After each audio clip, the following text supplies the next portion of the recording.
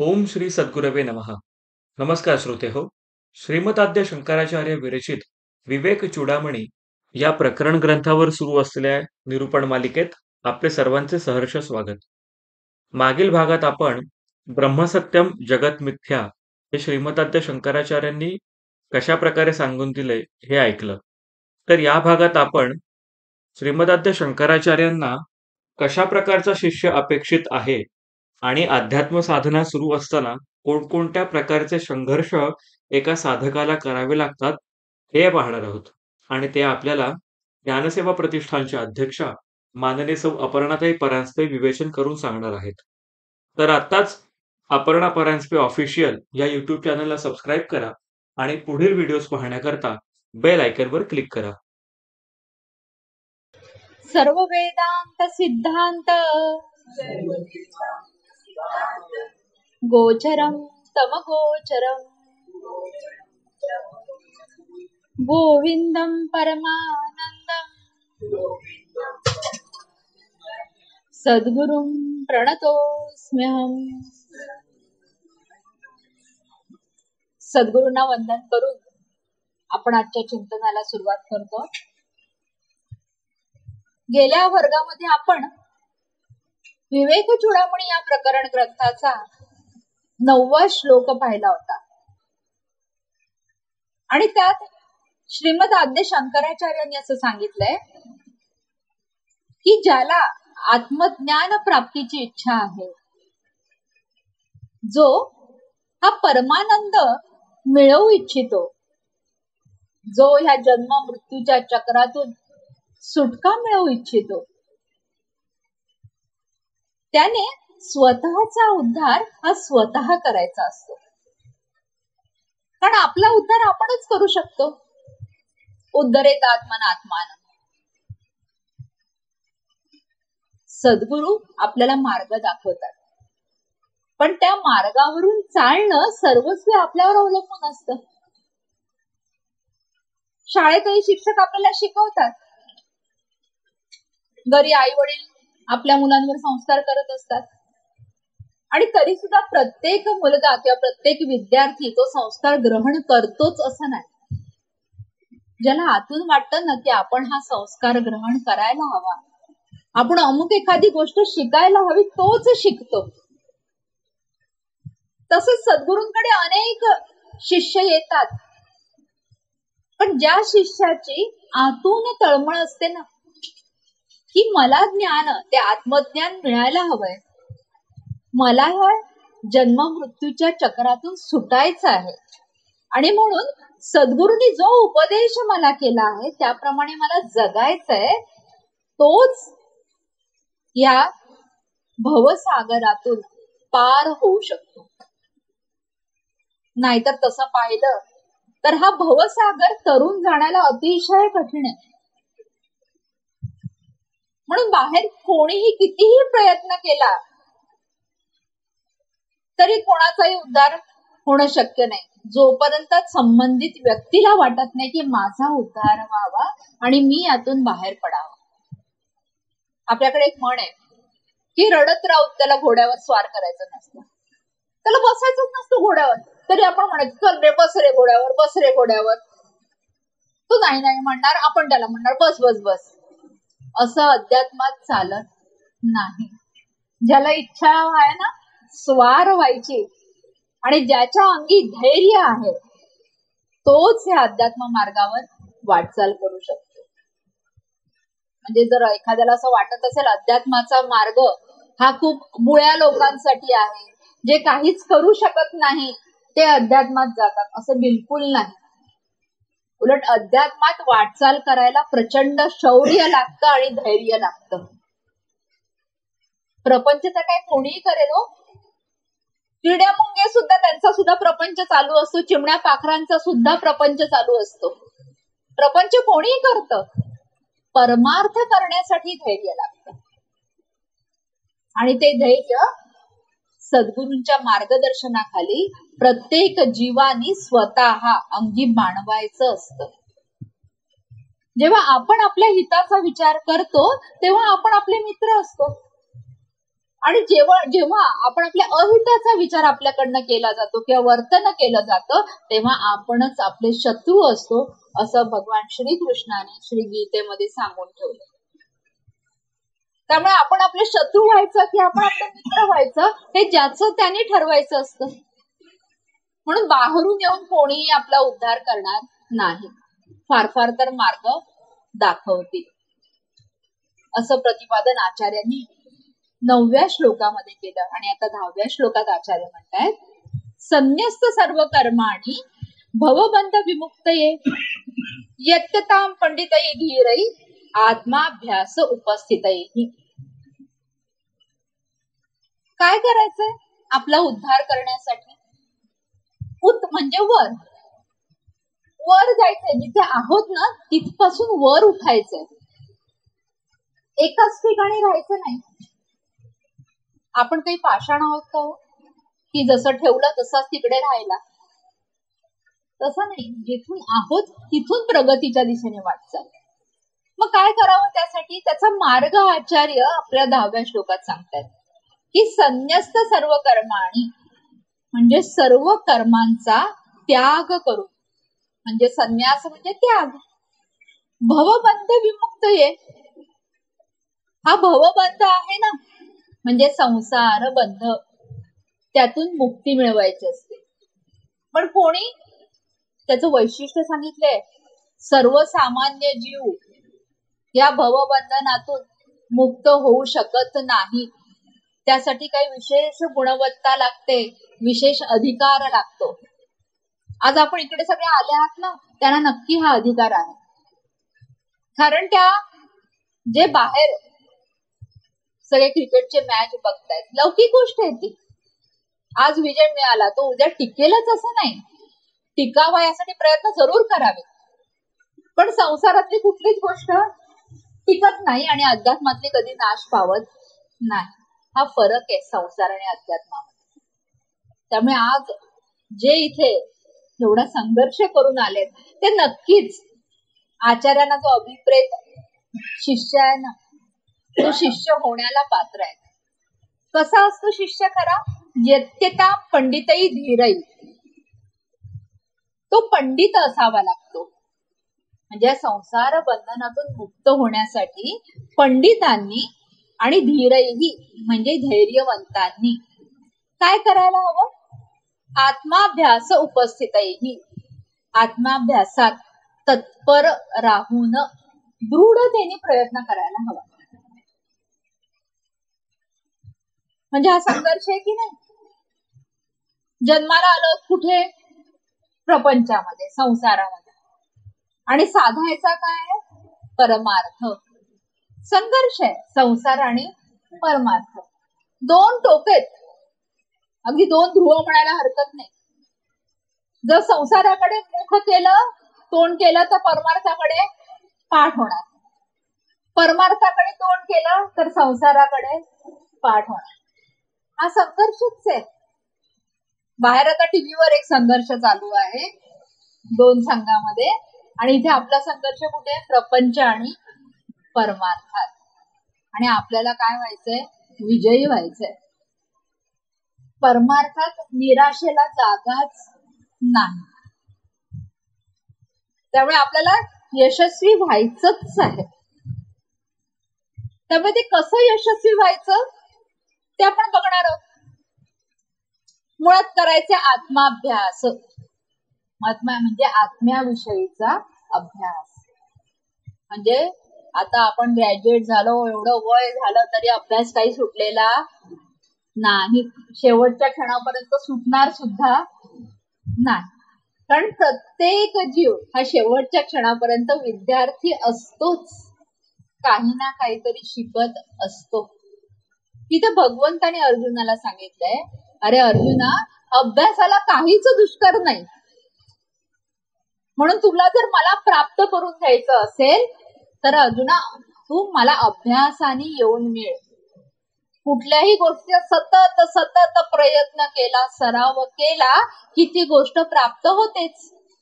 आता एक क्रिकेट खेळतात, ते काय करतात? सराव करतात. मॅच असते, जेव्हा मॅच असते तेव्हा ते प्रत्यक्ष तो सामना असतो, पण मधला वेळ ते काय करत असतात? एक मॅच झाला तर दुसऱ्या मॅचला हातात बॅट घेत नाही. रोज त्यांची नेट प्रॅक्टिस असते, मैदानावर सराव असतो. सराव केल्याशिवाय काही होत नाही. कुठली गोष्ट बघा, खूप दिवसांनी आपण केली की आपल्याला आत्मविश्वास नसतो. खूप दिवसांनी मी करते हो, योगिनी म्हणतात खूप दिवसांनी मी पावभाजी करते, ती 2 वर्षापूर्वी केली होती आणि आज करते. हो, आज केली, आज पावभाजीच खाऊन आलो आम्ही. तर म्हणते ताई बघा कशी झाली, मध्ये काहीच केलेली नव्हती, त्यामुळे सराव नव्हता. म्हणून अजून मधून पावभाजी करत जा. कोणी खायला नसेल तर एवढे श्रोते त्यांच्यापैकी कोणाला पावभाजी खायला घरी बोलवत जा, म्हणजे सराव तुमचा राहील. तर सरावाने सगळं काही साध्य होतं. जर लौकिकात होतं तर अध्यात्मात का नाही होणार?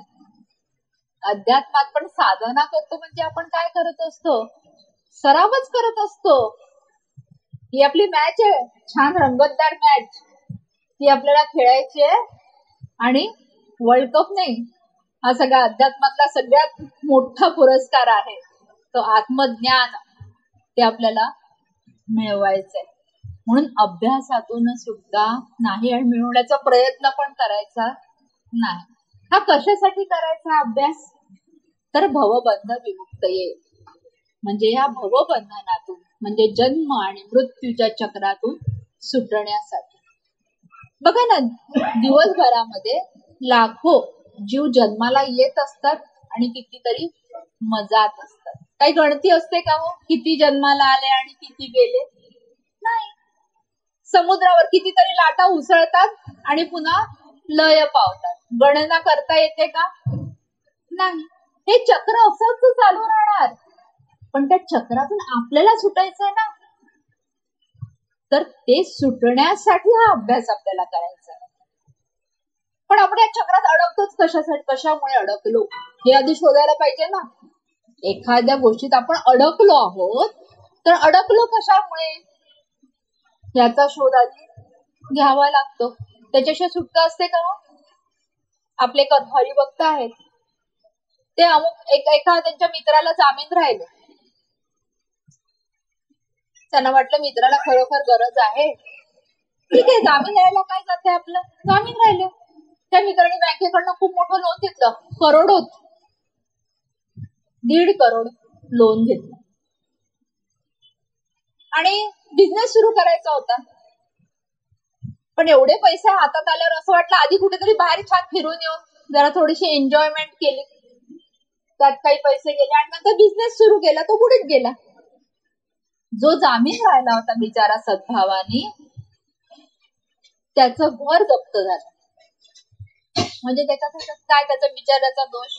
तो सद्भावानी त्या मित्राला जामीन राहिला, तो मित्र बँकेचे पैसे भरू शकला नाही, त्या बँकेने त्याच्या घरावर जप्ती आणली.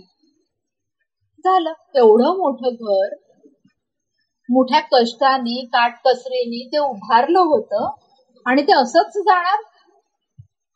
अडकला तो जीव. आता शोध घेतला आपण कशामुळे याच्यात अडकलो. विश्वास ठेवला कोणाच्या मित्राच्या शब्दावर, म्हणून मी अडकलो. खात्री करून घेतली नाही की खरंच तो बिझनेस करणार आहे का, खरंच तो त्याच्याशी प्रामाणिक आहे का, खरंच त्यासाठी तो प्रयत्न करतोय का? नाही, करेल, गृहीत धरलं. म्हणजे विश्वास ठेवणं आणि गृहीत धरणं, अंधविश्वास आणि गृहीत धरणं, यामुळे तो अडकला. एक उदाहरण लौकिकातलं.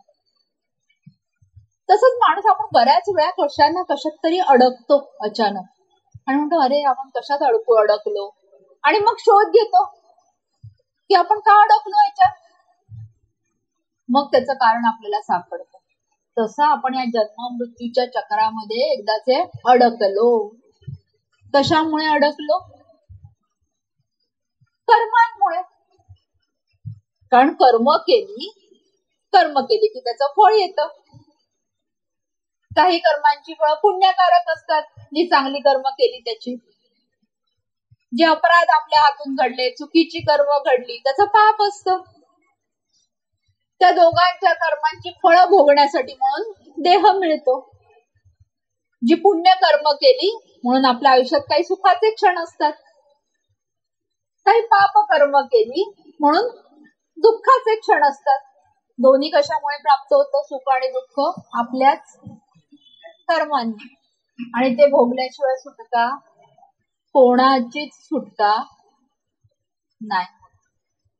म्हणजे कर्मांमुळे आपण या जन्म मृत्यूच्या चक्रात अडकलो. मग आता सुटायचं असेल तर काय करायला पाहिजे?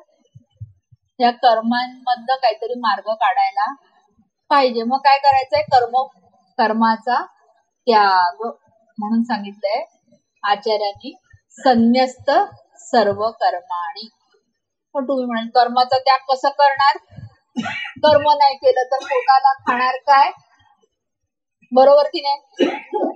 कर्म केल्याशिवाय काय देतं काय कोणी आपल्याला घरी बसल्याला? काही नाही. ती गृहिणी ती नोकरी जरी करत नसली तरी घरी स्वयंपाक पाणी कामं करावी लागतातच. तेव्हा आपल्याला 4 घास खायला मिळतात, सन्मान मिळतो. बघा बरं, घरात काही न करता नुसतं बसून बघा, कोणाला काडीची पण मदत करायची नाही, मिळेल का हो सन्मान? 4 शब्द ऐकून घ्यावे लागतील. म्हणजे कर्म करावं लागतं. एखादं हट्टाने म्हणेल मी बाबा कर्म करणार नाही, मला सांगितलंय शंकराचार्यांनी संन्यस्त सर्व कर्माणी, सर्व कर्मांचा संन्यास घ्या. तरी बाबा आता खोकला येतो, कर्म आहे, रुमाल हातात नाकाला धरावा लागतो, कर्म केल्याशिवाय राहतं का हो? नाही. श्वास घेतो, कर्म आहे. तुम्ही माझ्याकडे पाहताय, कर्म आहे. ऐकतात, कर्म आहे. म्हणजे कर्म केल्यापासून सुटका नाही.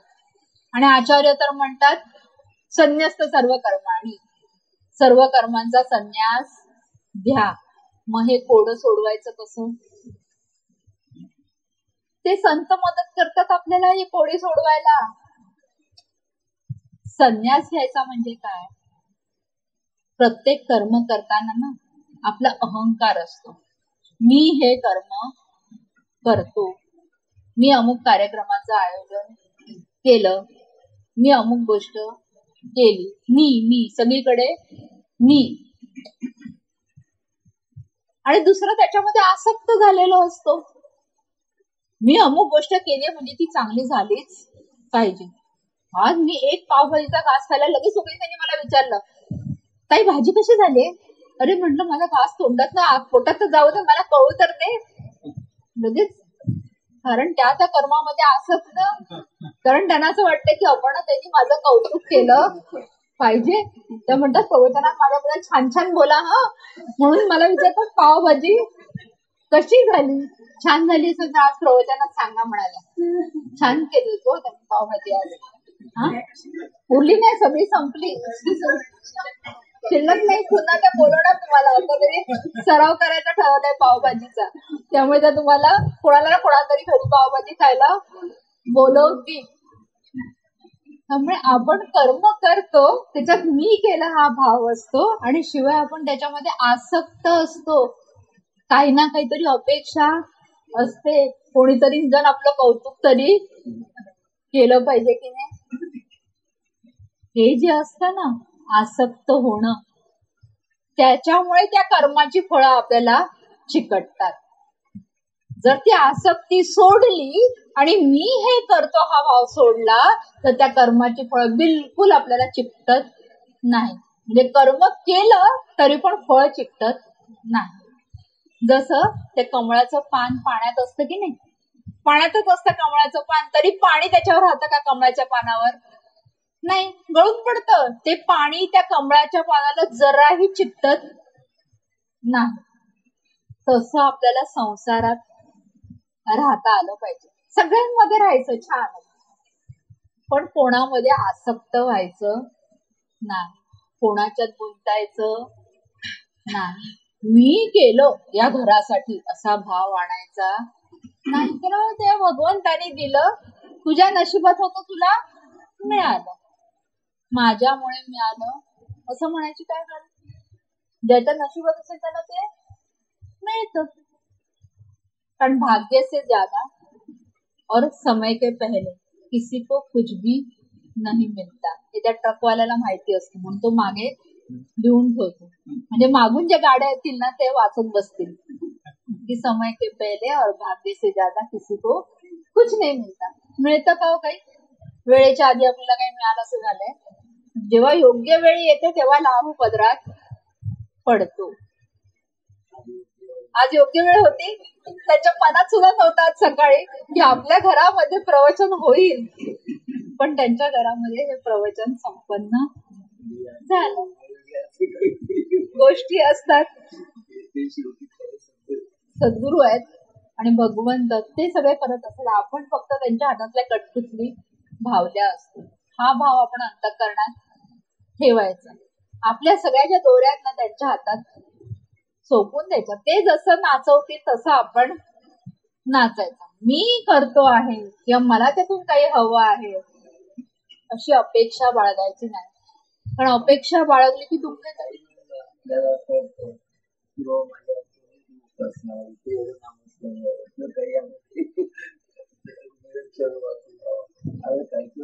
इच्छा असून किंवा काहीतरी दुसरं बघितलं होत नाही आणि मग ती हा ती पण लागू द्यायची नाही. सत्संकल्प नेहमी करावा. पण ज्ञानोबाराने सांगितलं की आदरीले सिद्धी गेले अथवा हेही नको. म्हणजे मी ठरवलंय की अमुक करायचं, ते सिद्धीला गेलं तरी छान, नाही गेलं तरी छान, ही सुद्धा त्याचीच इच्छा. असं अलिप्त राहता आलं पाहिजे, मग त्याचं बंधन आपल्याला पडत नाही. पण सत्संकल्प जरूर करावा, कारण सत्य संकल्पाचा दाता नारायण. तो योग्य वेळी तो संकल्प पूर्ण करून घेतो. कदाचित ती योग्य वेळ यायची म्हणून तो संकल्प पूर्ण झाला नाही, योग्य वेळी तो नक्की पूर्ण होणार एवढा विश्वास बाळगायचा. म्हणून आदरीले सिद्धी गेल्या किंवा हे नको. म्हणून मी आज ठरवलं होतं की ठीक आहे, जे होईल भगवंताच्या मनात असेल. म्हणून योगी झालं, माझी दोन्ही तयारी आहे. जर म्हणाले की आज तुम्ही प्रवचन करा जे येतील त्यांच्यासाठी, तर ती पण तयारी आहे.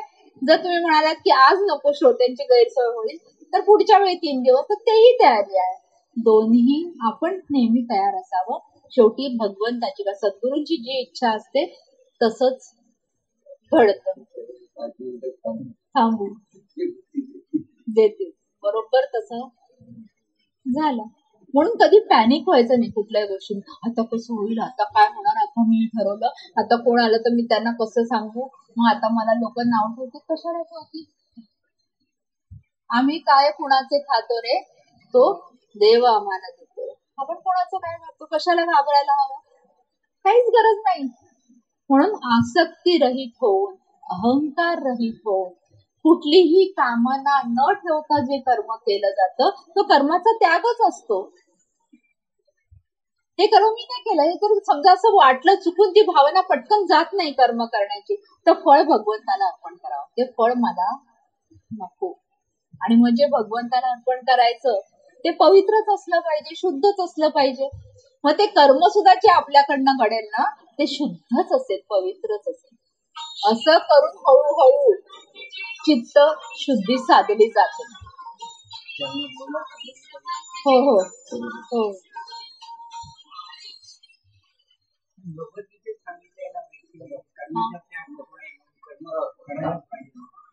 हो. मग तेच मी म्हटलं, कर्म करावी पण त्यांच्या आसक्तीचा त्याग करावा आणि फळाचा त्याग करावा. कर्माचा त्याग करता येणारच नाही पूर्णपणे, कारण शरीर आलेलं आहे, तर कर्माचा त्याग कसा घडणार? म्हणून जोशेत सर्व कर्माणी असं भगवंतांनी सांगितलंय की उत्साहाने कर्म करावी. आता दिवाळीचं कर्म आपण उत्साहाने केलं की नाही?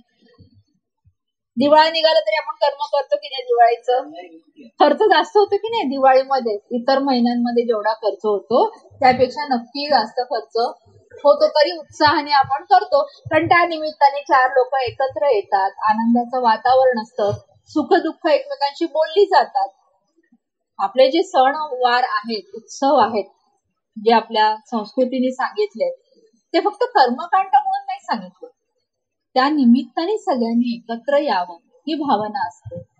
आज काय झालं, सगळे शुभेच्छा व्हॉट्सअपवर, मोबाईलवर. आता बघा ना, दिवाळीच्या वेळेला इतक्या शुभेच्छा आल्या, प्रत्येकाच्या शुभेच्छा बघायला तरी वेळ मिळतो का, पाठवायला तरी? मग काय करतात लोक, योगी ते शॉर्टकट काय ब्रॉडकास्ट लिस्ट करायची आणि द्यायचं एकाला पेस्ट केला की तो सगळ्यांना ऑटोमॅटिक मिळणार. वैयक्तिक काही संपर्क नसतो. त्याच्यापेक्षा जे काही असेल ती 2 वाक्य फोनवर बोलावी. नमस्कार. हा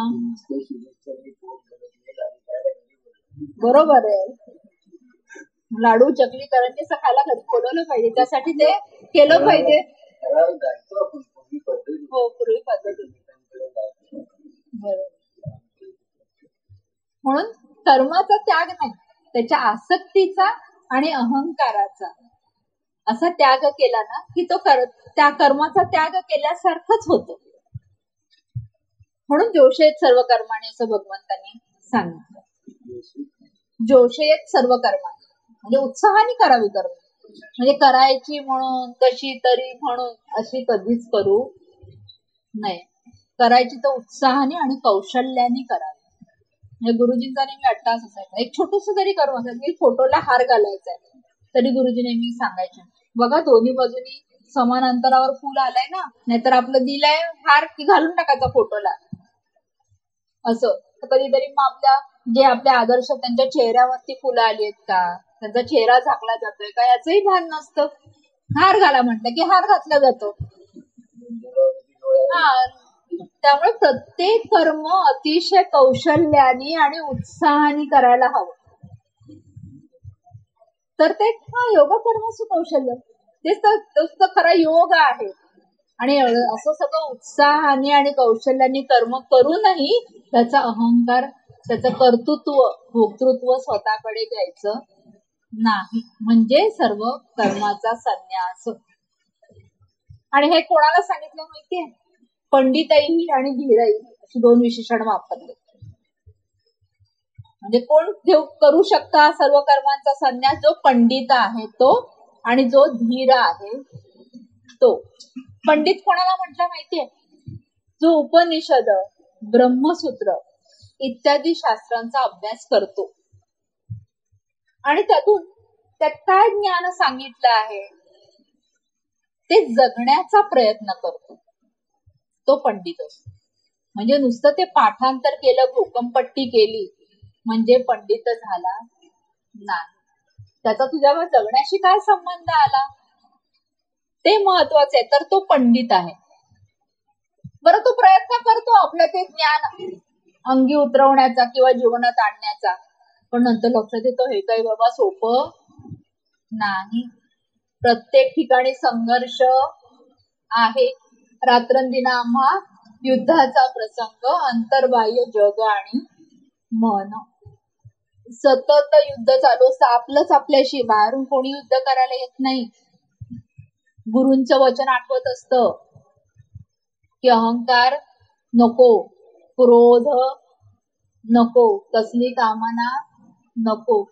तरी सुद्धा कधी तो क्रोध येतो कळत नाही. मग आपल्याला असं वाटतं अरे गुरूंनी तर सांगितलं पण आपल्याला क्रोध आला, आता काय करायचं? पुन्हा संघर्ष, सतत संघर्ष चालू असतो. या संघर्षातून विजयी व्हायचे असं सांगते मी. आता तिथे मॅच चालू आहे, संघर्ष चालू आहे.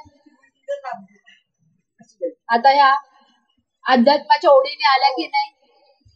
बरोबर. एवढ्या धाप लागली त्यांना पाणी द्यायची व्यवस्था करा. ही खरी ओढ आहे अध्यात्माची. एवढं सगळं असून त्या तिथे गेल्या, तिकडनं पुन्हा इथे आला. अध्यात्मात वय महत्वाचं नसतं, ओढ आणि तळमळ असते महत्वाची. म्हणजे असं कधी कधी असं वाटू शकतं की आता एवढं वय झालं, आता सुरुवात करून कधी आपल्याला मोक्ष मिळणार. तो खटवांग राजा आहे ना, त्याला जेव्हा कळलं की आपला मृत्यू येणार, त्यांनी 3.5 घटकांमध्ये मोक्ष मिळवला. म्हणजे मोक्ष मिळायला 3.5 घटका सुद्धा पुरेसे. राजा परीक्षिताला प्रश्न पडला की 7च दिवस माझ्या हातात, त्याच्यात मी याच्यातून कसा सुटणार? तेव्हा शुकमुनींनी सांगितलं नाही, त्या खटवांग राजाने तर याच्या कमी वेळात मोक्ष मिळवला. ही तळमळ खूप महत्वाची आहे. म्हणून ज्या तळमळीने या आजी इथे आता आल्या ना, ती तळमळच त्यांना येतो उद्धार करेल या जन्म मृत्यूच्या चक्रातून. हो रामायण. त्यामुळे ही तळमळ आपल्याला सगळ्यातून सोडवते. म्हणून त्याच्यासाठी धीर लागतो, धैर्य लागतो. हा धीर कसा असतो माहिती, आपली बुद्धी आहे ना सतत रंग बदलत असते. आपल्याला आपल्या बुद्धिमत्तेचा अहंकार असतो, बऱ्याच जणांना असतो. अगदी आपली बुद्धिमत्ता फार विशेष नसली तरी सुद्धा जितकी काही असते त्याचा सुद्धा आपल्याला अहंकार असतो. पण तुकोबा राय काय सांगतात माहितीये का, नाना बुद्धीचे तरंग क्षणक्षणा पालटती रंग, धरू जाता संग तव तो होतो बाधक. क्षणक्षणा बुद्धी आपले रंग बदलत असते आणि तिला धरायला जाऊ ना तर आपण फसतो. अशा त्या बुद्धीला जो ताब्यात ठेवतो तो धीर पुरुष, ज्याच्या ताब्यात आपली बुद्धी राहते. आणि बुद्धी ताब्यात राहण्यासाठी आधी जितेंद्रिय असावं लागतं. आधी इंद्रियांवर विजय मिळवावा लागतो. जर इंद्रियांवर विजय मिळवू शकलो तर बुद्धीला ताब्यात ठेवू शकतो, नाहीतर बुद्धी ताब्यात राहणार नाही.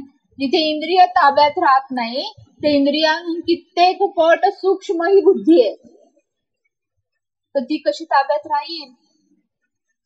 जरा चांगला पदार्थ बघितला की हात लगेच पुढे जातो की नाही, छान फुल बघितलं की वास घ्यावासा वाटतो की नाही, जाता जाता तिथे मॅच दिसते टीव्हीवर चालू, किती स्कोर झाला, मॅच बघायला थांबणार नाही पण निदान किती स्कोर झाला तरी कळलं पाहिजे. डोळे इंद्रिय तिकडे जातं की नाही, बरोबर इकडे बसलंय आता भारताची बॅटिंग संपली की नाही, किती स्कोर झाला असेल, तेवढ्यात मन पण तिकडे जाऊन येतं. वानखेडे स्टेडियमला चालू आहे ना, कुठे चालू आहे, अहमदाबादला चालू आहे. बरं, अहमदाबादला पण जाऊन येतं. नरेंद्र मोदी स्टेडियमला चालू आहे. अरे झालं, होय स्कोर कळला, 240 ऑल आउट झाले. आता किती विकेट पडतात इथे लक्ष, म्हणजे आपण बसलोय इथे शेटे काकांच्या घरात, पण आपलं मन कुठे जाऊन येतं, अहमदाबादला. म्हणजे ही सगळी इंद्रिय, 11वं इंद्रिय सांगितलंय मन. जेव्हा इंद्रियांवर आपण विजय मिळवू शकू ना तेव्हा बुद्धीवर विजय मिळवता येतो, बुद्धीला ताब्यात आणता येतं.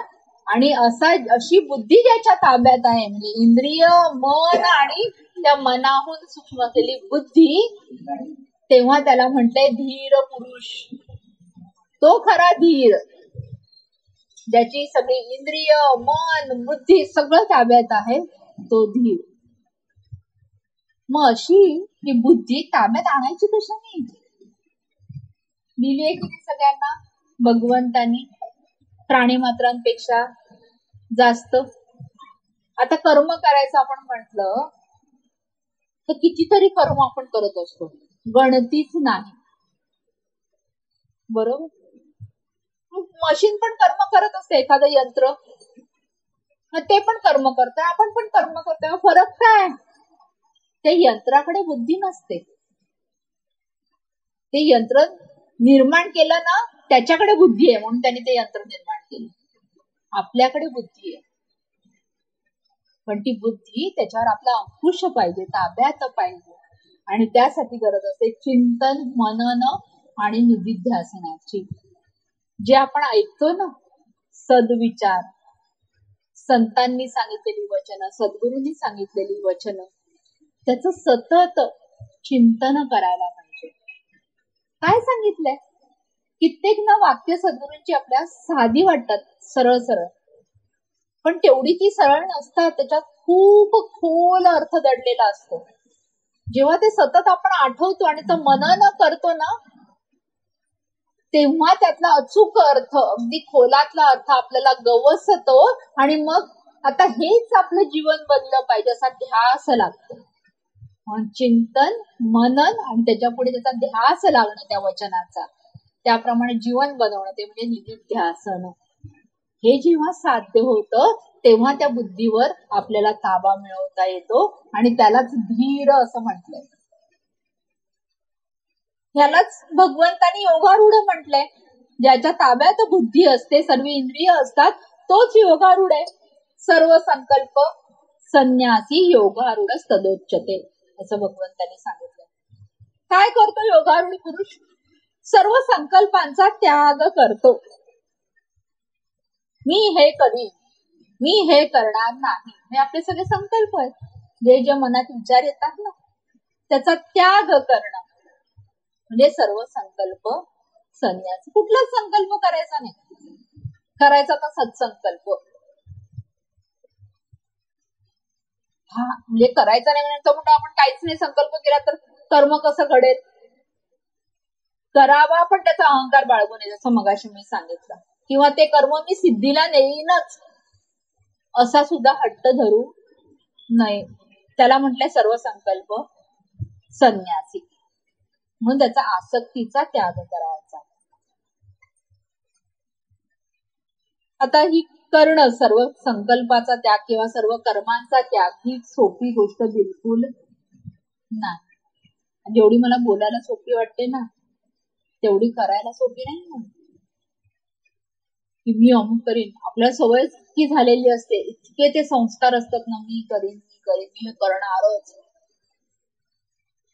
ते सहज सुटत नाही. अरे जीवनात कोणती गोष्ट सोपी आहे सांगा? खरं तर सगळ्याच गोष्टी कठीण आहेत, तरी सुद्धा आपण करतो की नाही? गुरुजी नेहमी गमतीने म्हणायचे, एक सारखा चहाची चव रोजच्या रोज झाली पाहिजे. आज जसा चहा बनवणार तसंच मी उद्या बनवीन.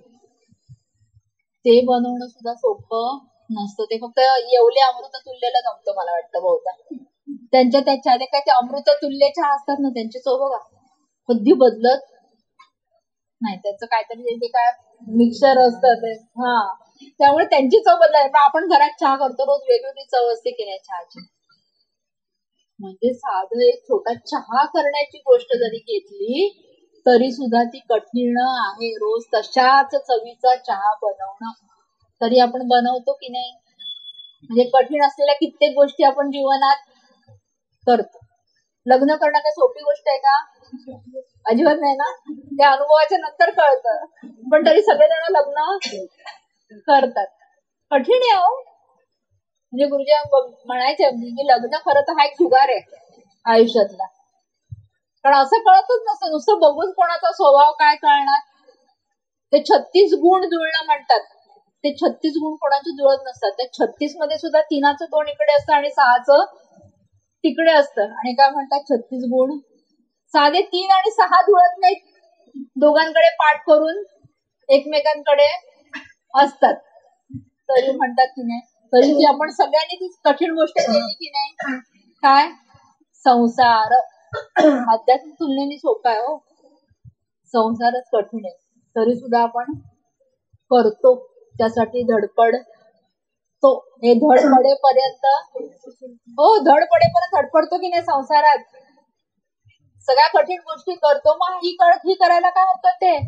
ही पण कठीण गोष्ट करून बघायला काहीच हरकत नाही. कारण अभ्यासाचे दुष्कर सर्वथा काही नाही, असं ज्ञानोबांनी सांगितलंय.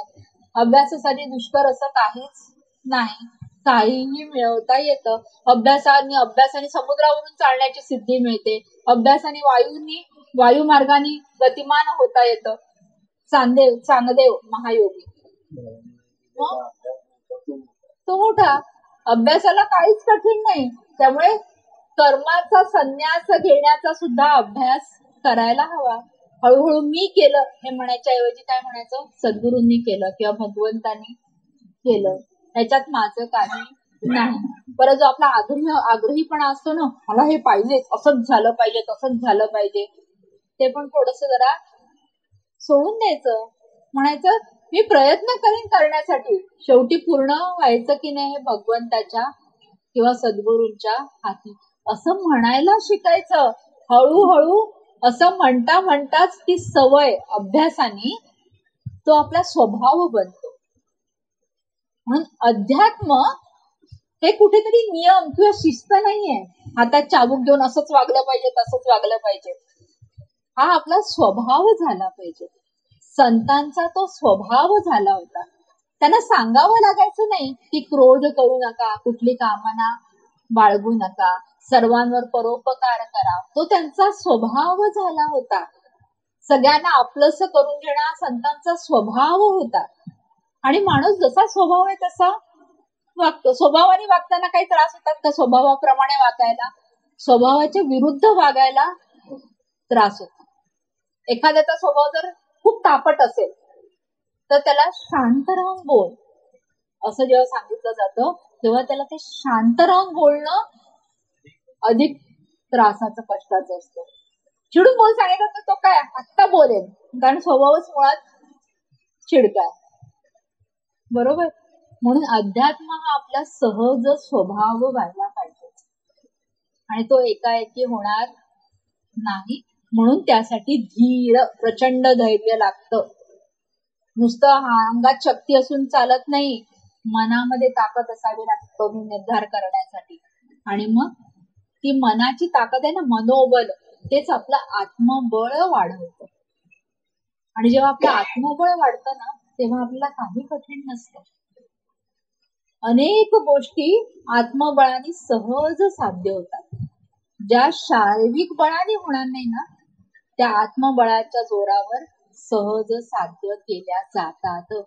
आता रेड्याच्या मुखातून वेद बोलवणे, शरीरबळ किती असतं तरी साध्य झालं असतं का? मनोबळाने साध्य झालं असतं का? पण ज्ञानोबाऱ्यांकडे ते आत्मबळ होतं, आत्मिक बळ. ते योगीराज होते. सहज आपली आत्मशक्ती त्या रेड्याच्या ठिकाणी प्रविष्ट केली आणि त्याच्या मुखातून वेद बोलवले. हे आत्मबळाच्या जोरावर. म्हणजे शरीराने जे साध्य होत नाही ना, त्या आत्मबळाने सहज साध्य होतं. म्हणून आचार्यांनी सांगितलंय की म्हणून कर्मफळाचा संन्यास घ्या. म्हणून सर्व संकल्प संन्यासी. सर्व कर्माचा संकल्प मी करीन, त्याच्यात आसक्त होईल, त्याचं फळ मला पाहिजे, मी अमुकच करीन, याचा त्याग करायचा आहे. कर्मांचा त्याग सांगितलेला नाही. आणि मग त्यालाच मग एखाद्याला प्रश्न पडेल, मग त्या वेदांमध्ये जी कर्म सांगितली आहेत किंवा जी कर्मकांडात मग क्रिया सांगितलेल्या आहेत, त्या कशासाठी सांगितल्या बाबा? मग एवढे कष्ट का घेतले? तुम्ही जसा मगाशी प्रश्न विचारला की भगवंताने मग कर्म करायला का सांगितलं, तर याचं उत्तर आचार्यांनी लगेच देऊन टाकलं पुढच्या श्लोकात. ते म्हणतात, चित्तस्य शुद्धये कर्म न तू वस्तुपलब्धये वस्तुसिद्धी विचारेण न किंचित कर्म कोटिभिः. कशासाठी कर्म करायचं? चित्तस्य शुद्धये कर्म, म्हणजे कर्म ही आपल्या चित्ताच्या शुद्धी करता असतात. कर्म केल्याने डायरेक्ट मोक्ष आपल्याला मिळणार नाही, पण ती कर्म कारणीभूत असतात मोक्ष मिळवायला. कारणीभूत असणं आणि त्या गोष्टीने मोक्ष मिळणं ह्याच्यात फरक आहे. कर्म आणि मोक्ष याच्या मध्ये एक भाग आहे, तो आहे चित्तशुद्धी. म्हणजे कर्म पाया आहे, अजून इमारतीचा पाया म्हणजे कर्म. त्याच्यामध्ये जी आपण भिंत उभारतो ती समजा चित्तशुद्धी. आणि मग शेवटी जेव्हा एखाद्या मंदिराचा कळस बांधला, तो म्हणतो आपण मोक्ष. पायानंतर डायरेक्ट कोणी कळस बांधतं का? मध्ये भिंत उभारावी लागते की नाही? त्याशिवाय मंदिरावर कळस चढवता येत नाही. तसं कर्माने एकदम मोक्ष मिळत नाही, मध्ये असते चित्तशुद्धी. म्हणून अशी कर्म करावी की ज्यांनी आपलं चित्त शुद्ध होईल. म्हणून चित्तस्य शुद्धये कर्म न तू वस्तुपलब्धये. वस्तू याचा अर्थ इथे वस्तू म्हणून शब्द जेव्हा आचार्य वापरतात तेव्हा तो आत्मवस्तू म्हणजे आत्मा. आत्म्याला त्यांनी वस्तू हा शब्द वापरलाय श्रीमद आद्य शंकराचार्य. म्हणून त्यांनी सांगितलं चित्तस्य शुद्धये कर्म. कर्म हे चित्त शुद्धी करता आहे. न तू वस्तुपलब्धये, म्हणजे ते आत्मप्राप्ती करता कर्म नाही. वस्तुसिद्धी विचारेण न किंचित कर्म कोटिभिः. आत्मवस्तूची प्राप्ती ही फक्त विचारांनी होते. म्हणजे आत्मज्ञान कशामुळे मिळतं? विचारांनी. न किंचित कर्म कोटिभिः, म्हणजे कोट्यवधी कर्म जरी केली तरी सुद्धा आत्मज्ञान होणार नाही, असं स्पष्ट सांगितलं. मग हे चित्त शुद्ध कसं होतं कर्मांनी, ते आता आचार्य सांगतात. खरं तर पूर्वमीमांसा शास्त्रामध्ये प्रवृत्ती लक्षण धर्मामध्ये सगळी कर्मकांडात्मक विधानं आहेत, अनेक विधान आहेत. त्याच्यामध्ये सांगितलेलं आहे की सकाळी उठून स्नान संध्या करावी, वेगवेगळे यज्ञ करावा, वेगवेगळे आचार धर्म सांगितलेले आहेत. म्हणजे कर्मकांडाचा पुरस्कार केलाय पूर्वमीमांसा शास्त्रामध्ये. मग ती कर्म कशासाठी सांगितलीत आणि कोणाला सांगितलेत हा विचारात आपण करणार आहोत. खर तर एक आपल्याला माहितीये की आपण हजारो कर्म करत असतो. अगदी सकाळी उठल्यापासून आठवून बघू आतापर्यंत, या क्षणापर्यंत किती कर्म आपण केली, छोटी छोटी लहान मोठी सगळी लिहून काढायची म्हटली ना किती पानं भरतील वहीची. एवढी कर्म आपण सकाळी उठल्यापासून आत्ताच्या या क्षणापर्यंत केली आणि आता करतो सुद्धा. आता ऐकणं हे सुद्धा कर्म आहे. तुम्ही मान अशी हलवताय ते सुद्धा कर्म आहे, हसताय ते सुद्धा कर्म आहे, बोट अशी करताय ते सुद्धा कर्म आहे. म्हणजे किती कर्म आपण करतो. म्हणून त्यांनी सांगितलं ना किंचित कर्म कोटीभी, कोट्यवधी जरी कर्म केली ना तरी सुद्धा आत्मज्ञान होणार नाही. आपण ती कर्म ना यांत्रिक पद्धतीने करत असतो. कित्येक गोष्टी अशा करतो ना की आपल्याला कळत सुद्धा नाही आपण करतो. आता पापण्यांची उघडझाप होते, आपल्याला कळतं का हो पापण्यांची उघडझाप होते? आपण असं म्हणतो का? हो, इतकं स्पष्ट. हो, म्हणजे आता पापण्या आपण उघडझाप करतो. आपण असं म्हणतो पापणीला आता तू मीठ, आता तू उघड, आता मीठ, आता उघड असं म्हणतो नाही. पण ती होतात की नाही, आपोआप पापण्या मिटतात आपल्या. म्हणजे यांत्रिक पद्धतीने किती गोष्टी होतात. श्वास घेतो सोडतो यांत्रिक पद्धतीने. आता काही चहा वगैरे काही प्यायला असू आपण किंवा दुपारी जे जेवलं, आम्ही पावभाजी खाल्ली आहे, त्याचं पचन जे चालू आहे ते सुद्धा यांत्रिक पद्धतीने चालू आहे. मी ते असं म्हणत नाही की मी आता पावभाजी पचवते असं म्हटलं का तुम्हाला? नाही, ते यांत्रिक पद्धतीने चालूच असतं. म्हणजे कित्येक कर्म आपण नुसती यांत्रिक पद्धतीने करतो. त्याला म्हणतात काम. काम आणि कर्म याच्यात फरक आहे. यंत्र करतं ते काय असतं? काम. आणि आपण करतो ते काय असतं? कर्म. यंत्राला कळतं का चांगलं वाईट? त्याला तुम्ही जसं फीड कराल तसं चालू राहणार. मात्र आपण तसे नाही ना. आता पोळ्या बनवण्याचं पण यंत्र आहे माहितीये तुम्हाला. पण तुम्ही हाताने पोळ्या बनवता की नाही? छान मऊ. तुमच्या हाताच्या पोळ्या मी खाल्ल्यात. त्या दिवशी मागच्या वेळेला आम्हाला डबा बनवून दिला होता आणि बटाट्याची भाजी मस्त खूप छान झाली होती एकदम. पण तेच यंत्र एवढं सुंदर बनवेल का? त्याला तुम्ही जे काही कणकेचा गोळा बनवून त्याला टाकणार, त्याच्या पोळ्या नुसत्या शिक्क्यासारख्या येणार. त्याला कळणार का की कणिक चांगली मळली गेली नाहीये की मळली गेलीये? ते यंत्राला कळतं नाही. आणि यंत्राला बुद्धी नाही. म्हणजे तो ते काय करतो? यंत्र नुसतं काम.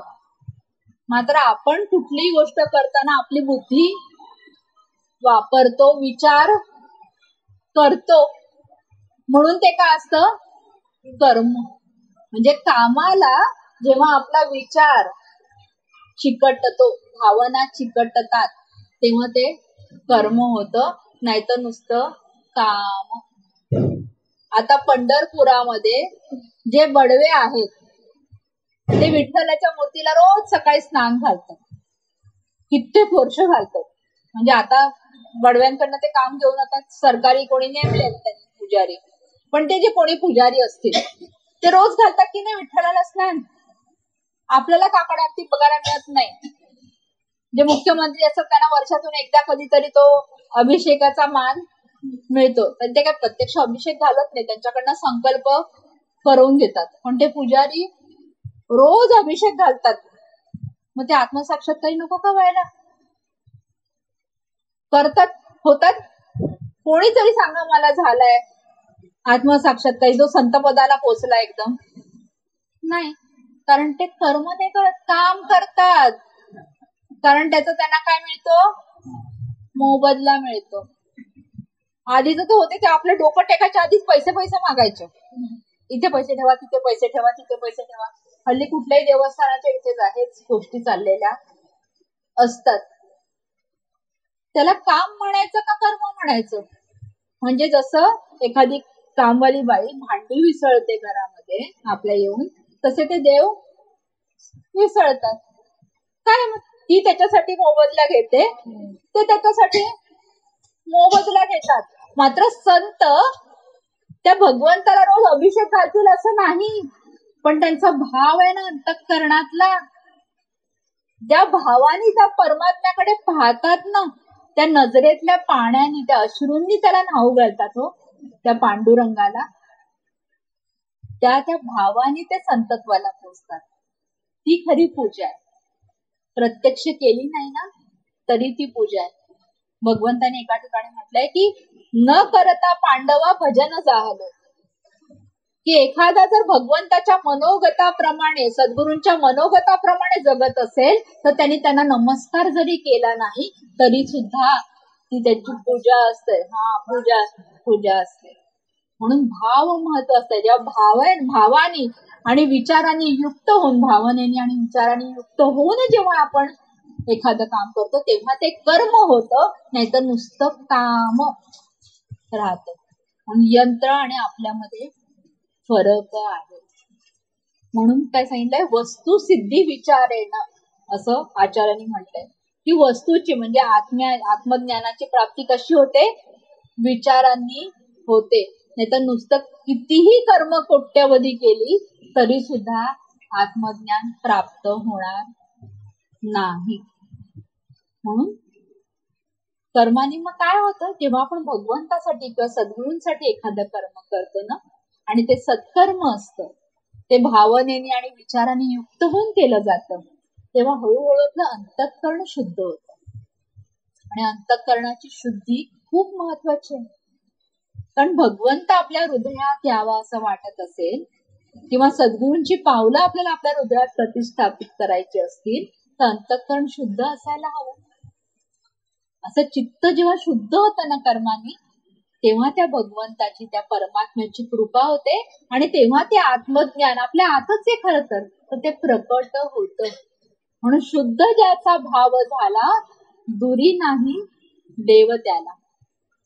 पुढे सांगतात, अवघी साधने हातवटी, मोले मिळत नाही हाटी.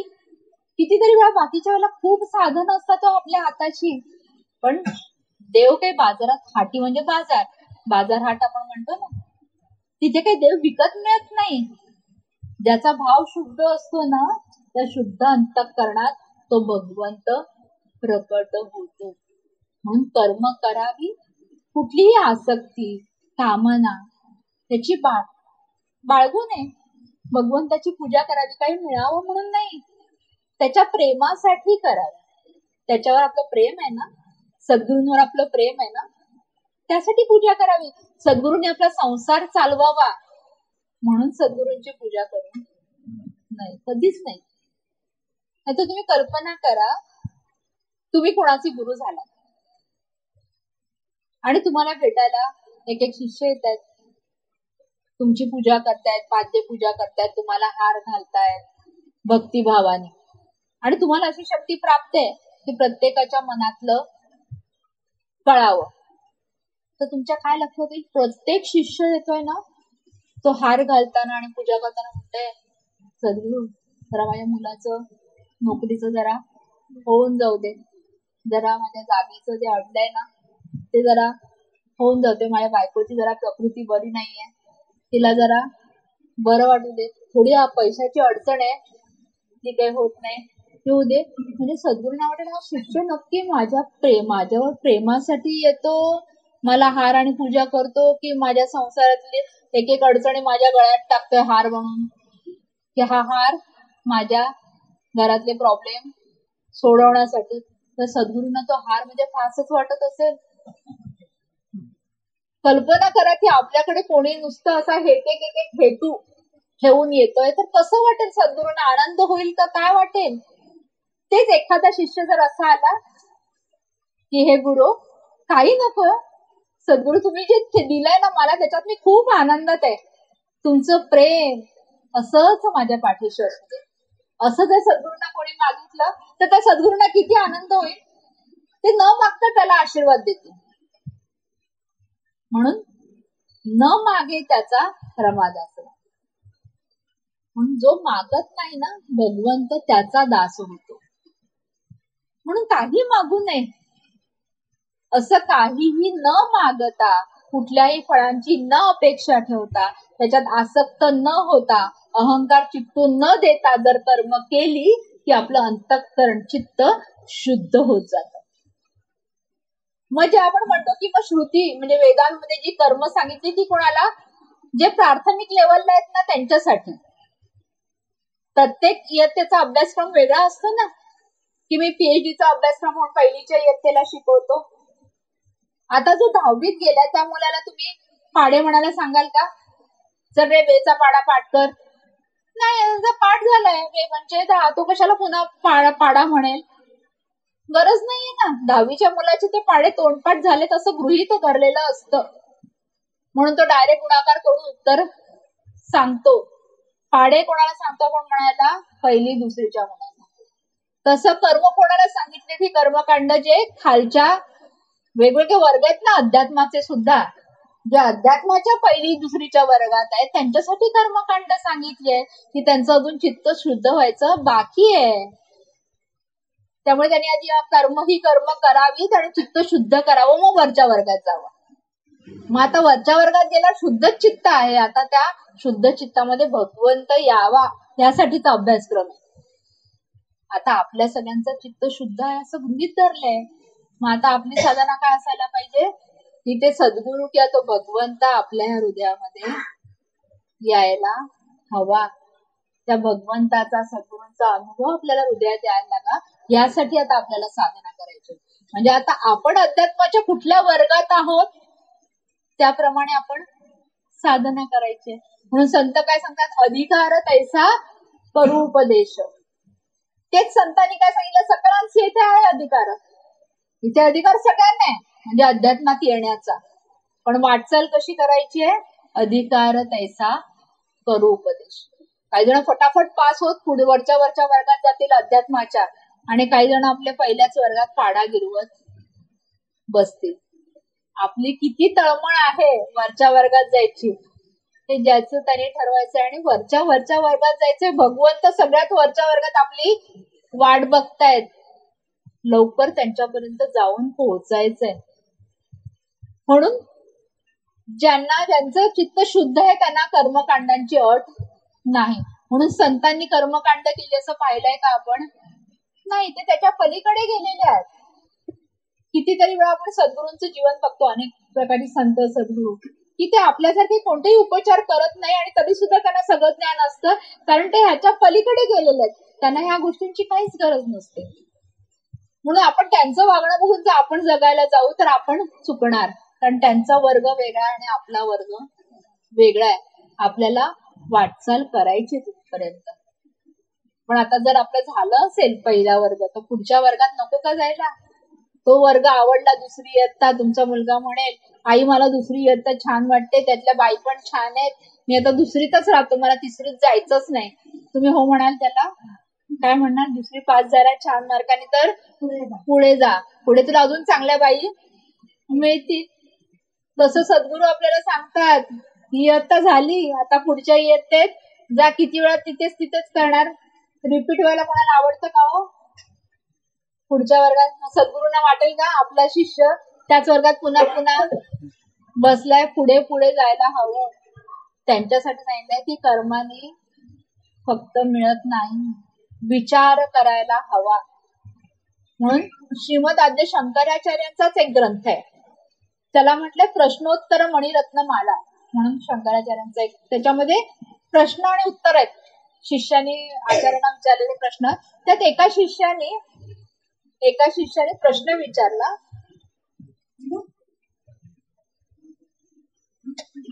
एका शिष्याने काय प्रश्न विचारला सद्गुरूंना म्हणजे आचार्यांना, की को दीर्घ रोगो भव एव साधो किम औषधम तस्य विचार एव. की आचार्य सर्वात मोठा रोग कोणता हो? तेव्हा आचार्य म्हणाले, अरे भवरोग हा सगळ्यात मोठा रोग आहे.